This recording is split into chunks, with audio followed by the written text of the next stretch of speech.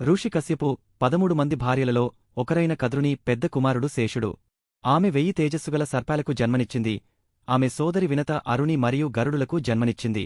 చాలా సర్పాలు కద్రుని దుష్టత్వాన్ని వారసత్వంగా పొందినప్పటికీ శేషుడు పూర్తిగా వ్యతిరేకం. భవిష్యత్తులో అగ్నిప్రమాదంలో సర్పాలు నశిస్తాయన్న కద్రుని శాపాన్ని బ్రహ్మ అంగీకరించాడని విన్న శేషుడు తన భవిష్యత్తును మార్చుకోవడానికి తపస్సు చేయాలని నిర్ణయించుకున్నాడు. తనకు వరం ఇచ్చేందుకు బ్రహ్మదేవుడు ప్రత్యక్షమయ్యే వరకు కొన్నాళ్లపాటు కఠోర తపస్సు చేశాడు. శేషుడు తాను ఇతర సర్పాలలా దుర్మార్గుడనని, తనకు ఎవరిపైనా ద్వేషం లేదని బ్రహ్మతో చెప్పాడు. అతను తన పాత జీవితాన్ని విడిచిపెట్టి మిగిలిన రోజులు బ్రహ్మను ఆరాధించాలనుకున్నాడు.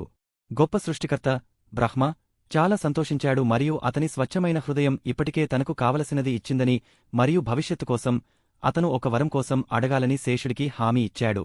శేష తాను ఎల్లప్పుడూ ధర్మం, శాంతి మరియు ప్రేమ కోసం పనిచేయాలని కోరుకుంటున్నానని మరియు తన హృదయం ఎప్పుడూ ప్రాపంచిక ప్రలోభాలకు లొంగకూడదని సమాధానమిచ్చాడు. బ్రహ్మ అంగీకరించాడు మరియు భూగర్భంలోకి వెళ్లి తల్లిని తన హుడ్ మీద పట్టుకోమని చెప్పాడు. ఆ విధంగా అతను సహజ సమతుల్యత మరియు క్రమాన్ని కొనసాగించడంలో ఆమెకు మద్దతు ఇస్తాడు మరియు ధర్మాన్ని అనుసరించాలనే తన కోరికను నెరవేర్చాడు. అలా శేషుడు అనంత శేషుడు లేదా ఆదిశేషుడు అయ్యాడు. అనంతశేష భూమికి ఆసరా అనంత లేదా శేష అన్ని గ్రహాలను వాటి వివిధ స్థానాల్లో నిలబెట్టే శక్తికి మూలం.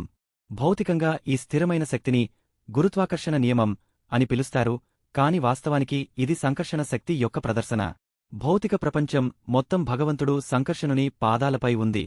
మహాభారతం నుండి అనంతశేష భూమిని కలిగి ఉన్నాడు. మహాభారతం పుస్తకం 1 ఆదిపర్వ ఆస్తిక పర్వ విభాగం క్షిక్ష్వి బ్రహ్మదేవుడు చెప్పాడు, ఓ శేషా, ఈ నీ ఆత్మనిరాకరణ మరియు శాంతి ప్రేమతో నేను చాలా తృప్తి చెందాను.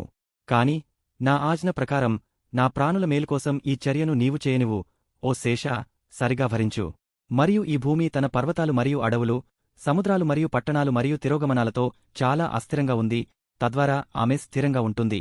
శేషుడు ఇలా అన్నాడు, ఓ సర్వప్రాణులకు పరమాత్మా, వరాలను ప్రసాదించేవాడా, ఓ భూలోకానికి ప్రభువా, సృష్టించబడిన ప్రతి వస్తువుకు ప్రభువా, విశ్వానికి ప్రభువా, నువ్వు భూమిని స్థిరంగా ఉంచు అని చెప్పినట్లే నేను చేస్తాను.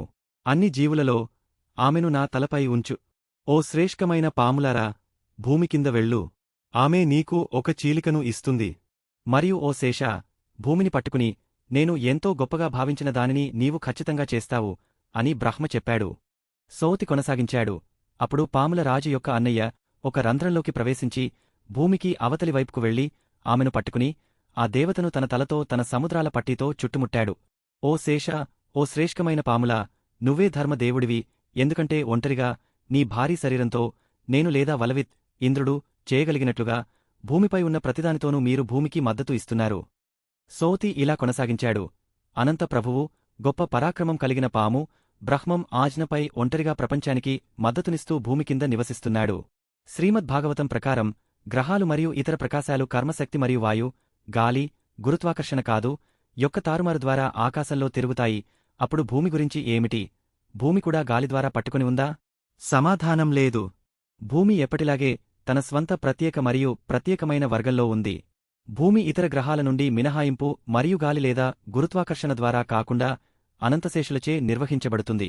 గొప్ప భూమి వృత్తం, భూమండల, తన తలపై భూమిని కలిగి ఉన్న అనంతశేషునిచే పట్టుకుంది. గురుత్వాకర్షణ నియమం, ఇది వేద గ్రంథాలలో సంక్రసాగా పేర్కొనబడింది, ఈ గ్రహాలన్నిటికీ గాలిలో మద్దతునిస్తుంది. భూధారణ శక్తి. భూధారణ శక్తి అంటే గ్రహాలన్నీ శేషసాయి చేత మద్దతు ఇవ్వబడ్డాయి. అనంతే భూధారణ. అనంత శేషసాయి సర్పానికి హుడ్ వచ్చినట్లే అతనికి చాలా హుడ్స్ ఉన్నాయని వేద సాహిత్యంలో వర్ణించబడింది. మరియు ప్రతి హుడ్, ప్రతి గ్రహం, ఈ గ్రహాలన్నీ విశ్రాంతి తీసుకుంటున్నాయి.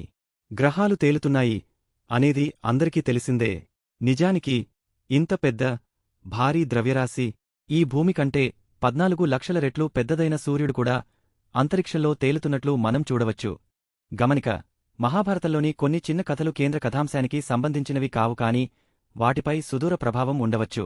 ఈ ప్రత్యేక కథనం జనమేజయ రాజు నిర్వహించిన పాము బలి వేడుకతో ముడిపడి ఉంది.